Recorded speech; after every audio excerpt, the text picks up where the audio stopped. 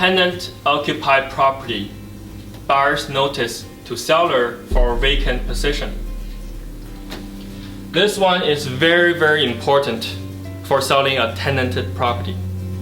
If your property has a tenant, before you remove the subject or after you remove the subject, normally the buyer's agent makes sure, if you are the buyer's agent, you must have a clause in your contract, or the seller listing agent, when you counteroffer, you must add additional clause saying, if you remove the subject and you need me to get the tenant out, you have to have a written paper, send it to me by email so I can present it to the tenant, ask them to leave.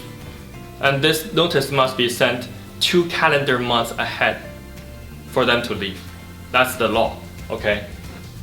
Anything within it is against the law unless agreed by the tenant. So you have to have this form when you're selling a tenanted property. So you have to write here to the seller, property address, and here is the undersigned buyers and the purchase date, buyer's agreement date, okay? And then ask them when they can leave the property. You have to know the 2 months calendar month. Make sure when you calculate this date, it's 2 full calendar months. For example, if today is January 2nd, if you send this form, when is the tenant supposed to leave?